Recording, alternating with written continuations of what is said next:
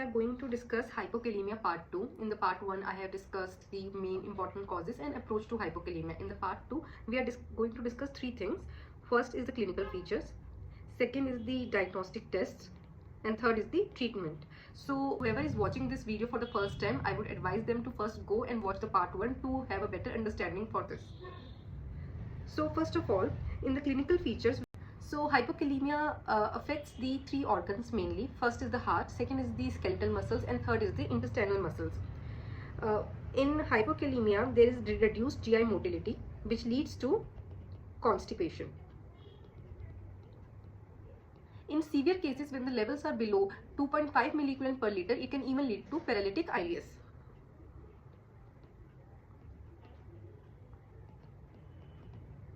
In skeletal muscles, it can lead to the muscle weakness and cramps.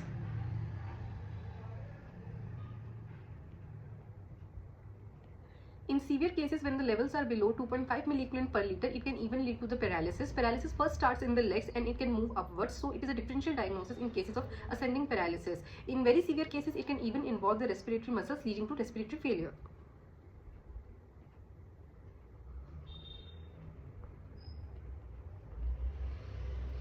Now in heart, we have the first important thing in the heart is the ECG changes, and hypokalemia can lead to the arrhythmias. So first, ECG changes. In ECG changes, it can lead to the flat T waves, depressed ST segment, appearance of U waves. U waves are the positive waves that appear after the T waves and before the P waves. It represents the repolarization of Purkinje fibers, and QT prolongation. Hypokalemia can also lead to the exacerbation of digoxin toxicity.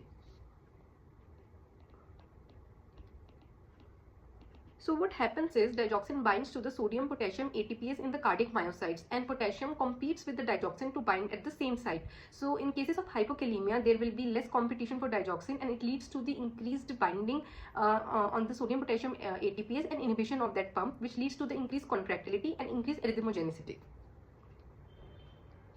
Digoxin inhibits the sodium potassium ATPase in the cardiac myocytes. Potassium and digoxin competes for same binding site. Hypokalemia leads to more digoxin binding to sodium potassium ATPase, which leads to increased contractility and increased arrhythmogenicity.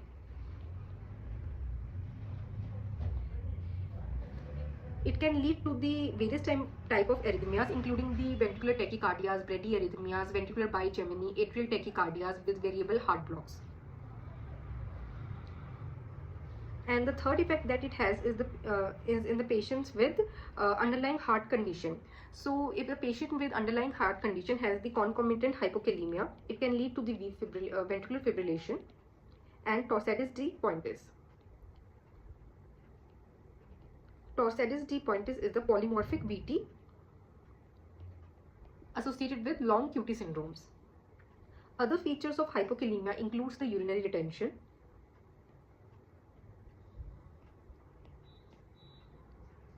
it has three main effects on the kidney. First is it impairs the concentrating ability of the kidney, leading to the nephrogenic diabetes insipidus, which is resistant to the vasopressin or antidiuretic hormone. So which leads to the nephrogenic diabetes insipidus, as we all know, leads to the polyuria and polydipsia due to the inability of kidneys to concentrate the urine. Secondly, it can lead to the increased renal ammonia production. So what happens if the child is also having the hepatic failure, it can worsen the hepatic encephalopathy. And in cases of chronic hypokalemia, there are structural damages which can happen to the kidney, which includes the interstitial nephritis and renal cyst. For the diagnosis, first we should look at, for the diagnosis, we first should look for the history of any dietary intake of licorice, and any medications like antibiotics, penicillin use, any aminoglycosides, or any laxative abuse, or any diuretic use. And third, we should look for extrarenal losses like GI losses in the form of vomiting, diarrhea. to identify the cause of hypokalemia. In the examination, we should particularly focus on the blood pressure and the volume status of the child and look for the features of underlying condition like Cushing's disease and hyperthyroidism. Initial lab workup includes the electrolytes, urea, creatinine, serum and urine osmolality, serum magnesium levels, urinary electrolytes, ABG, and urinary pH as well.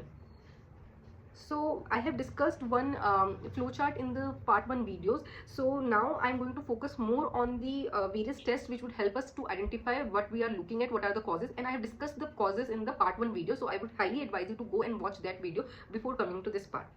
So for example, a child is having the hypokalemia. First thing that you should do is to rule out the pseudo hypokalemia, as can happen in patients of leukemia with very high TLC count.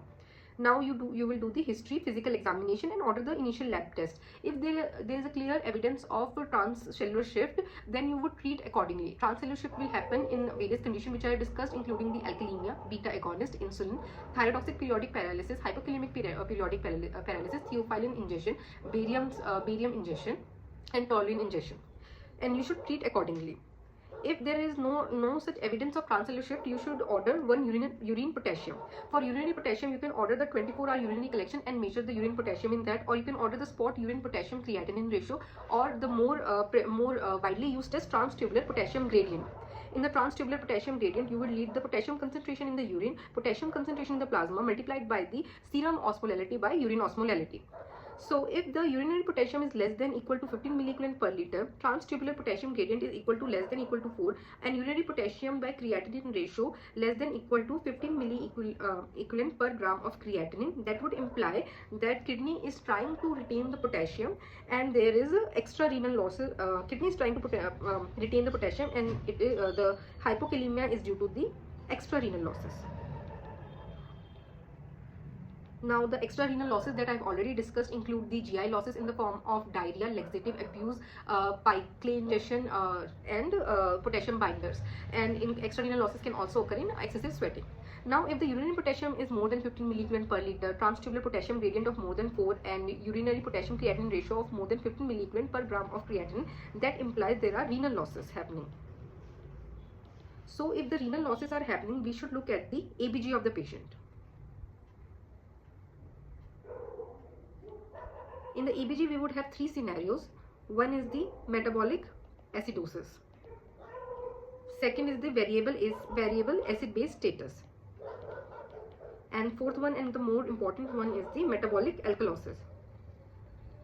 In the metabolic acidosis, we have the renal tubular acidosis, diabetic ketoacidosis, carbonic anhydrase inhibitors including acetazolamide. In the variable acid-base status, we have the magnesium deficiency, various antibiotic use such as penicillin, aminoglycosides, amphotericin B, and saline diuresis. All other causes I have discussed in the prior video.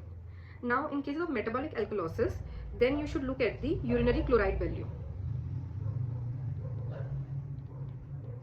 If the urinary chloride is less than equal to 15 milliequivalent per liter, that means it is a volume depleted state and there is secondary RAS activation which is leading to the metabolic alkalosis and hypokalemia. Various causes include the vomiting and NG suction, sweat due to the excessive sweating. There is chloride loss, as in cystic fibrosis, post hypercapnia, post diuretic use. And if the urinary chloride is more than 15 milliequivalent per liter, then you should look at the volume status or the BP of the child. If the BP of the child is normal or low, that implies that there is no mineralocorticoid excess.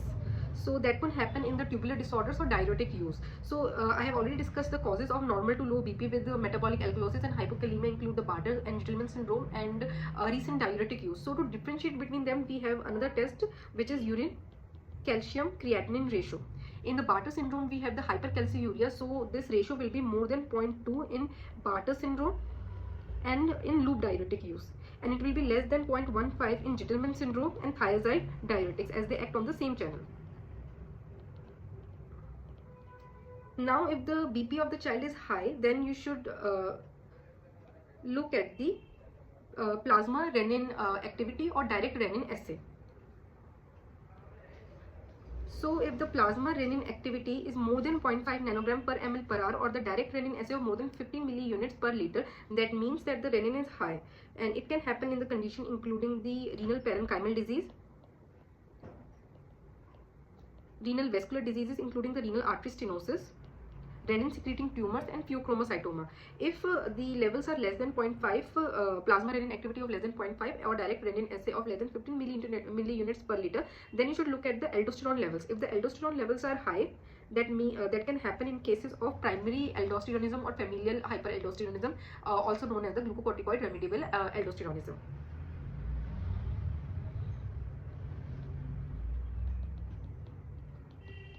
Now, if the aldosterone levels are low, then you can there are various causes for that. One of the cause, as I discussed, is the congenital adrenal hyperplasia. In cases of 11 beta hydroxylase and 17 alpha hydroxylase deficiency, there is increased deoxycorticosterone level, which will act as the mineralocorticoid.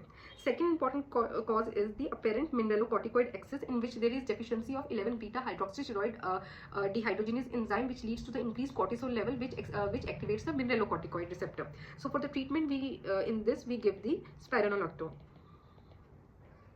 And third is the Liddle syndrome, in which there is gain of function mutation in the epithelial sodium channel, which leads to the increased BP and metabolic alkalosis with hypokalemia. And for the treatment, we give the epithelial sodium channel blockers, including the amiloride. To differentiate between the apparent mineralocorticoid excess and Liddle syndrome, because these two would have the similar presentation, we can go for the genetic test, because we need to differentiate between these two because the treatment is entirely different. And fourth important cause is the Cushing syndrome, in which there is increased level of cortisol.